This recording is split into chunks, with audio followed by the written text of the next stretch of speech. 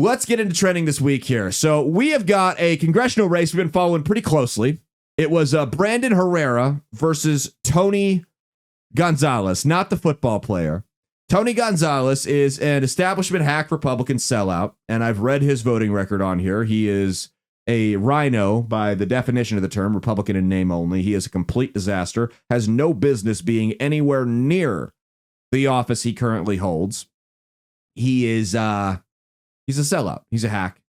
He's a failure. And he's a war criminal. He values Ukraine and Israel's borders much, much more than the United States'. So Tony Gonzales, who did nothing but defame and slander Brandon Herrera throughout the entirety of the campaign, won by about 1%. I know, we're sad. I'm sad. I'm upset. I was really looking forward to it. And I want to show you guys some numbers here. So about 10 o'clock last night, it got reported Herrera started off down 20% when early voting came out. Shocker that Gonzales won the early voting. It's such a large disparity. Huh? It's crazy how the establishment candidates always win the early voting. It's not even once do you see someone that's anti-establishment win the early voting in a close race. But so Tony Gonzales takes a big lead in the early voting. It's like 60-40, and we're thinking it's going to be another Dan Fry incident. And then as the night goes on, it gets closer and closer. Herrera's within 1%. And then about 10 o'clock at night, one of the news stations in Texas says, hey, we got a new leader in this race. Been trending his way all night. Brandon Herrera. He's up.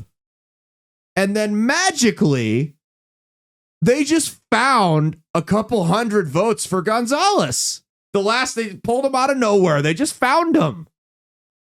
Now check this out here. This is Maverick County, Texas. Go ahead and pull that up there, that first one. This is the percentage of Maverick County, Texas that voted for Gonzales versus Herrera with 60% reporting.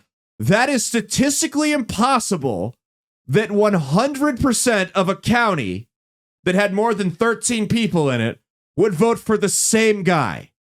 Statistically impossible, but we're just supposed to bat our eyes at it and go, oh, well, it's that early voting. You know, he must have knocked on a lot of doors over in Maverick County. You know, I mean, so Tony Gonzales was funded, his campaign was funded by AIPAC, which is the American Israel Political Action Committee. And they're bragging, of course, about congratulations to AIPAC endorsed pro-Israel candidate Tony Gonzales. I mean, they gave this guy hundreds of thousands of dollars. Yes, Maverick County has a population of 57,000. Probably half of those are Republicans. So you do the math there. But they gave this guy hundreds of thousands of dollars. Hundreds of thousands of dollars. Mind you, he only won by 1%. So he outspent Herrera 5-1 and barely won. That should prove just how hated Tony Gonzales is in this county or in this district. Here's my question. How is AIPAC legal? How is it legal? I don't give a shit if it's Israel, if it's Palestine, Germany, Spain. How are people able to come to the United States and start fundraising for candidates on behalf of other countries? We all know where that's going to lead. That's going to lead to them owing favors to these countries and affecting the way they vote when they get into Congress. It's not just Israel. Saudi Arabia has a PAC here in the United States as well. The Saudi American Public Relation Affairs Committee. It's not just Israel. There's all kinds of countries have vested interests in our politicians. How has no one said, hey, time out?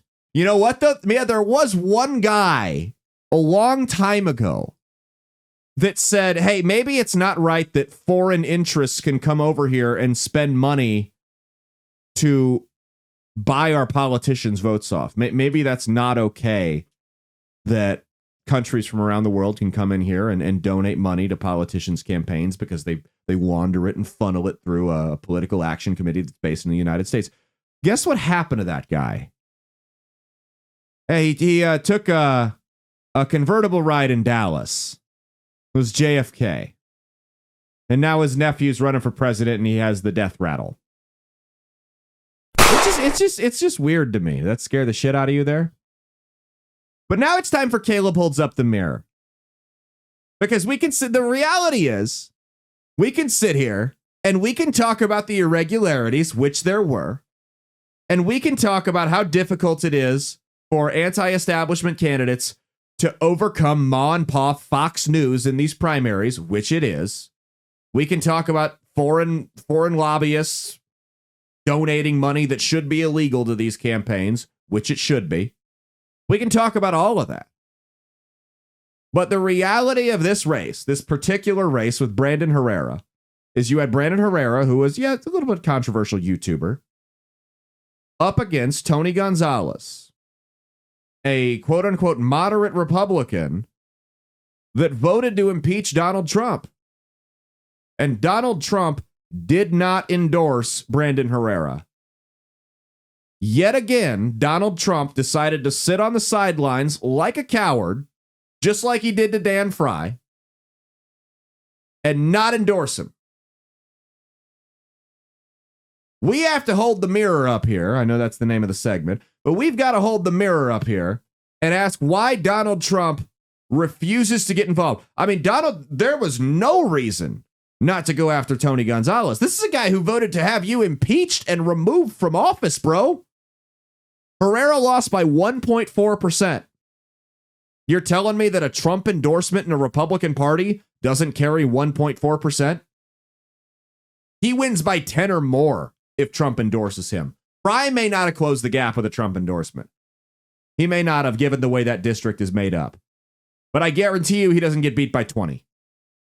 Same thing here with Brandon Herrera. Brandon Herrera flat out wins. Donald Trump is costing us in more ways than one with his refuse. It's like every time the guy gets involved, in a primary, it's a bad idea. And every time he doesn't get involved, he screws us over. So I don't know what to do here. Because remember, the last time Trump endorsed people in primaries, it was a guy named Herschel Walker and Dr. Oz. I mean, Herschel Walker, nobody knew where he stood on anything, mainly because you couldn't understand what the hell he was saying. And then Dr. Oz didn't even live in the state that he was running in. And he was a full-blown radical liberal up until he decided that he wasn't getting the airtime he wanted on TV anymore, and he was going to give politics a shot. And then we wound up getting, in place of Dr. Oz, the greatest senator of all time. A big, stupid, ugly ogre. You know what? He's been a lot better than I thought he would have been. I'm honestly kind of glad he won. I think he's doing better than Oz would have. Unironically, I say that.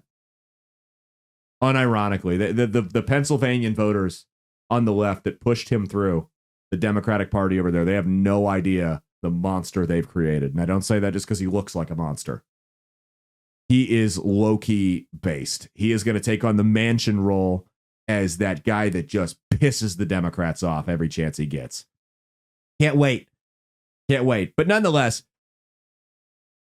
I've been awfully critical of Trump in this episode.